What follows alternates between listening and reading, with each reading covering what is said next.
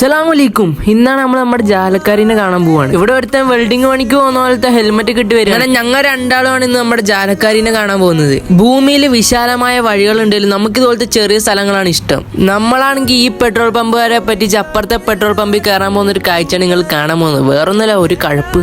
ആ പെട്രോൾ പമ്പുകാരുടെ പ്രാക്കാണോന്ന് അറിയില്ല. ഇവിടെ വന്നതും കറണ്ട് പോയി. അങ്ങനെ ലാവിഷ് ആയിക്കോട്ടെ വിചാരിച്ച് 100 രൂപയ്ക്ക് പെട്രോൾ അടിച്ച്. അതിന്റെ ഇടയിൽ നമ്മളെ രണ്ടാൾക്കാർ പോസ്റ്റ് ആക്കി കിട്ടും. 5 മിനിറ്റ് എന്ന് പറഞ്ഞു. ഇപ്പൊ സമയം അരമണിക്കൂർ കഴിഞ്ഞ്. ഈ 2 ഹമുക്കുകളാണ് നമ്മളെ പോസ്റ്റ് ആക്കിയത്. ഇനി കുറച്ച് നിമിഷങ്ങൾ കൂടിയേ ഉള്ളൂ നമ്മുടെ ജാലക്കാരിനെ കാണാൻ.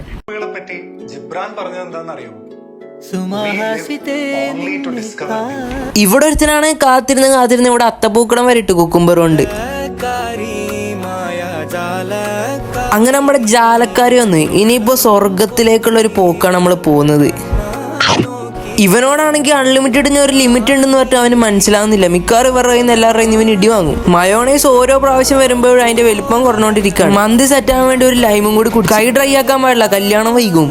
നല്ലൊരു പോകുന്നൊരു തന്ത നോക്ക് സൈക്കിളും ചവിട്ടി നടക്കുന്നത്. ഇവിടെ ഒരു തന്താണ് ഈ ചെറുതിന്റെ കളിപ്പാട്ടങ്ങളൊക്കെ ഒളിപ്പിച്ച് വെക്കാണ്. ഇങ്ങനെയുള്ള കാര്യം ചെയ്യുമ്പോഴാണ് ഇവന് ഓരോ സന്തോഷം കിട്ടുന്നത്. ഇവിടെ ഒരു ചെറുത് ഇല്ലാത്ത കാമുവിനെ വിളിച്ചോണ്ടിരിക്കുകയാണ്. എന്തല്ലേ. അപ്പൊ ഇന്നത്തെ ദിവസം ഇങ്ങനെയൊക്കെ കബൂലായി. അപ്പൊ വലൈക്കും അസ്സലാം.